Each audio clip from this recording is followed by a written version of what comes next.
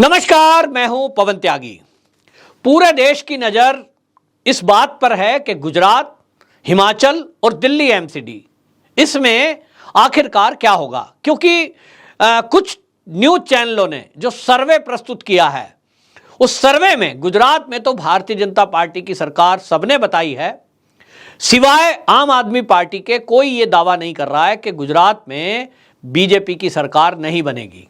वहां क्लियर है, सारे चैनलों ने एक सूत्री कार्यक्रम यही दिखाया है। मैंने भी कहा है 150 से पार मेरा अपना सर्वे है। लेकिन एमसीडी, दिल्ली और हिमाचल को लेकर कुछ चैनलों ने यह दावे किए कि दिल्ली में आम आदमी पार्टी वो सत्ता में आएगी एमसीडी की, वहीं हिमाचल में कांग्रेस की भी सरकार बन सकती है। ये आंकड़े इसलिए बताए गए क्योंकि जो हिमाचल प्रदेश है वहां 68 सदस्यों की विधानसभा है और उसमें 35 सदस्य चाहिए सरकार बनाने के लिए, बहुमत के लिए। तो कुछ चैनलों ने आंकड़े दिखाए कि भाई कांग्रेस के भी 30 से ऊपर सीटें आ सकती हैं। तो अगर ऐसा हुआ कि 30 और 30 ही बीजेपी के आए तो सरकार किसकी बनेगी, सवाल यह है। 5 या 3 या 2 की जब कमी पड़ेगी तो कौन किधर जाएगा। तो आपको बता दूं, इसी को देखते हुए दिल्ली के अंदर हमारे देश के गृह मंत्री और चाणक्य कहे जाने वाले अमित शाह जी ने, जो सूत्रों के हवाले से खबर ही है कि उन्होंने देर रात दिल्ली के अंदर मीटिंग की और वहां यूं तो पूरी इनकी राष्ट्रीय कार्यकारिणी और प्रदेश अध्यक्षों को बुलाया गया था दिल्ली में, लेकिन रात में जो मीटिंग हुई है, जो रणनीति तैयार हुई है, वो इस बात को लेकर हुई है कि यदि कहीं हिमाचल में कुछ विधायकों की कमी पड़ती है तो क्या किया जाए। इसके लिए भारतीय जनता पार्टी ने, जो सूत्रों के हवाले से खबर लगी है, वो ये कि 2 तरह का प्लान तैयार किया है, प्लान ए और प्लान बी। तो प्लान ए ये है कि जिन लोगों को भारतीय जनता पार्टी ने टिकट नहीं दिया और वो जो है कांग्रेस में वापस जाकर उन्होंने टिकट ले लिया है, उन लोगों से संपर्क किया जाएगा। अगर वो जीत जाते हैं तो उनको वापसी लाने के लिए उनसे बात की जाएगी। आखिरकार उनको समझ में तो आना ही है, सब देश समझ रहा है कि यदि डबल इंजन की सरकार होती है तो उससे राज्य का भी भला है और जो विधायक हैं इनका भी भला है। ना ईडी की परेशानी है, ना सीबीआई की प्रॉब्लम है और अनुशासित पार्टी है। मैं इसलिए कह रहा हूं, इसलिए नहीं कि आपका फेवर किया जाएगा।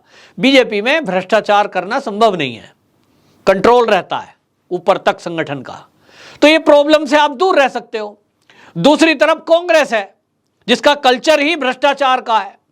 कितने सारे कांग्रेस के टाइम में घोटाले हुए, 2G, 3G, कोयला, कॉमनवेल्थ, घोटालों की सरकार रही है। वहां कल्चर ही ऐसा है, खाओ और खिलाओ।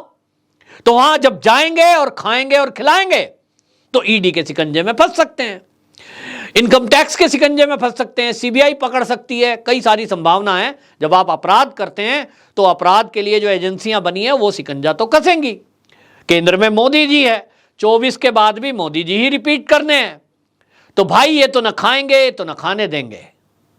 और इसलिए प्लान ए है कि भाई जो लोग ये जो है, अगर बीजेपी को 32 सीटें भी मिलती हैं तो सबसे पहले प्लान बनाया है कि 4 निर्दलीय वहां चुनाव लड़े हैं। और निर्दलीय जो हिमाचल में चुनाव लड़े हैं, माना जा रहा है कि स्ट्रॉन्ग पोजीशन में है, जीत भी सकते हैं। तो यदि ये 4 जीत जाते हैं और 32 जो है भारतीय जनता पार्टी के खुद के जीत जाते हैं तो ये मिलाकर 36 हो जाते हैं। बीजेपी की सरकार बन गई बिना कांग्रेस के विधायकों के। प्लान ए यही है। और प्लान बी, जैसा मैंने पहले बताया कि प्लान बी में जो कांग्रेस छोड़कर बीजेपी में आए हैं, कांग्रेस से छोड़कर कुछ लोग बीजेपी ज्वाइन किए हैं, उनको यह जिम्मेदारी दी है कि कांग्रेस में आप जाकर, उन लोगों के टच में सबके हैं ही हैं, जब पहले पुराने संबंध है, तो आप ये काम करिए कि जो लोग वहां छोड़कर बीजेपी में आ सकते हैं ऐसे लोगों से बात करिए। कुल मिलाकर किसी भी तरीके से सरकार तो हिमाचल में भारतीय जनता पार्टी की ही बनेगी, ये तो तय है। अगर 30 भी आ गई और 5 सीटों की जरूरत है, यानी 5 विधायकों की आवश्यकता पड़ेगी, तो निर्दलीय को मिलाकर आराम से बीजेपी इसको कर सकती है। अब रही दल बदल कानून की बात कि दल बदल कानून लागू होगा, तो इसका भी एक तरीका है कि यदि कोई तोड़कर आता है तो उसकी सदस्यता रद्द होती है, तो चुनाव दोबारा होता है। तो देखा जाएगा, सरकार एक बार बन जाए फिर उसकी मान्यता और बेमान्यता की बात बाद में होगी। लेकिन यहां जो चांस कांग्रेस से टूटकर आने वाले लोगों का है, अब आप कहेंगे कि यहां कांग्रेस की भी तो बन सकती है कि भाई जो लोग कांग्रेस के अगर 30 सीटें आ जाती हैं तो वो भाजपा को भी तोड़ सकती है। बिल्कुल ये हो सकता है, लेकिन यहां इसलिए संभव नहीं है क्योंकि चुनाव के टाइम आपने देखा जहां भारतीय जनता पार्टी का शीर्ष नेतृत्व वो हिमाचल में था, खुद मोदी जी, खुद अमित शाह जी, हमारे योगी जी, वहीं दूसरी तरफ कांग्रेस में कोई बड़ा लीडर हिमाचल में आया ही नहीं और ना अब आ रहा है, क्योंकि वहां सीएम फेस बनने के लिए आपस में ऐसा गुत्थम गुत्था है कि 5 सीएम फेस वहां खड़े हो रहे हैं। तो अगर कोई वहां ये चांस बना भी कि मान लीजिए, मैं कहता हूं 1% ये मान लो कि कांग्रेस को ही 35 सीट आ गई, 40 मान लो, तो वहां 5 जगह विधायक बैठने हैं। वो कहेगा मैं सीएम बनूंगा, वो कहेगा मैं, और एक दूसरे के साथ आने को तैयार नहीं है। तो इस कंडीशन में वो 5 जगह बिखरेंगे, गुटबाजी होगी और उसी का फायदा भाजपा को मिलेगा। तो भाजपा को कुछ नहीं करना, सरकार बनाने के लिए यदि उनको छोड़ भी दिया जाए, 40 सीट तुम्हारी आ गई भाई कांग्रेसियों, बनाओ सरकार, तो आप देखेंगे कि वो खुद ही बहुमत सिद्धि नहीं कर पाएंगे। एक के साथ दूसरा नहीं जाएगा, दूसरे के साथ तीसरा नहीं जाएगा।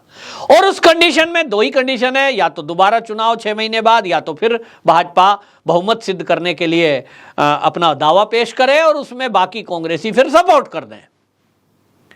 ये दोनों प्लान के अनुसार जो मैंने बताया कि कुछ भी हो जाए, अगर कांग्रेस की सीटें भी ज्यादा आ गई तब भी बनेगी भाजपा की ही सरकार, भाजपा को बगैर किसी को कुछ करे। हालांकि मेरा मानना यह है कि लगभग 40 सीटें भारतीय जनता पार्टी को अपने बल पर मिल रही है, लेकिन अगर कहीं 19-20 होता है तो उस प्लान बी और प्लान सी पर भी बीजेपी ने चिंतन मनन कर लिया है, तैयारी पूरी कर ली है।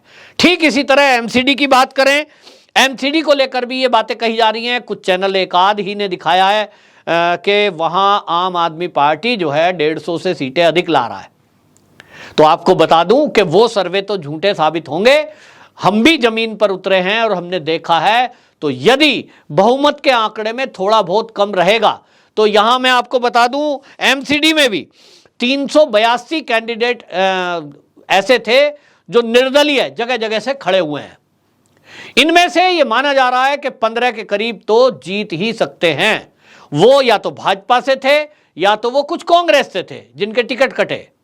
तो इसमें अगर 15 के करीब वो स्ट्रॉन्ग पोजीशन में हुए, एक तो वो, और ये माना जा रहा है कि 10 के करीब कांग्रेस के भी जीतेंगे, 10 से 15 की सीट ये मिल सकती हैं।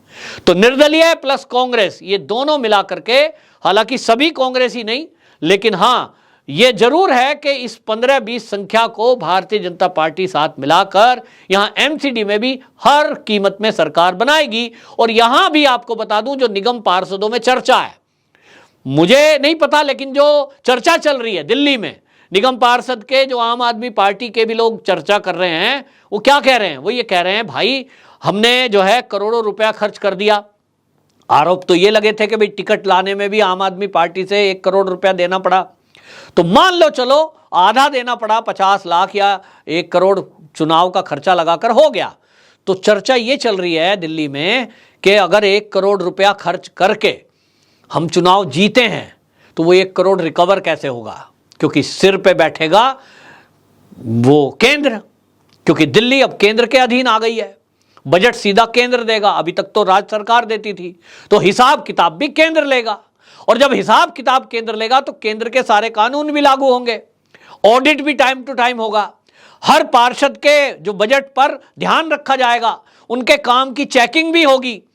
तो काम में घोटाला करा तो फंसेंगे, बजट में घोटाला करा तो फंसेंगे, 2 नंबर का कोई काम करेंगे तो भी एक्सपोज होंगे। और यहां यही बात है भाई, ईडी सीबीआई सबके दफ्तर दिल्ली में ही है, पकड़ में भी जल्दी आएंगे। और अब तो पब्लिक भी जागरूक है, भारतीय जनता पार्टी वाले भी, क्योंकि ये तो अरविंद केजरीवाल जी ने कहा है कि हमारा कहीं भी दफ्तरों में कोई व्यक्ति भ्रष्टाचार कर रहा हो, उसकी वीडियो बनाओ और उसको हमें दे दो, हम कार्रवाई करेंगे। तो अब जनता समझ गई कि वीडियो बनाना है। तो देखो बीजेपी ने पिछले दिनों कितने स्टिंग के खुलासे किए, सीसीटीवी फुटेज जैन साहब की जेल के अंदर से बाहर ले आए, वो बहुत सारे शराब घोटाले के स्टिंग के खुलासे हो गए। तो अब बीजेपी ने वीडियो बनाना सीख लिया है, बीजेपी के कार्यकर्ताओं ने स्टिंग करना सीख लिया है, तो वो कर रहे हैं। तो खुलासे होंगे तो 2024 में इसका लाभ बीजेपी को मिलेगा।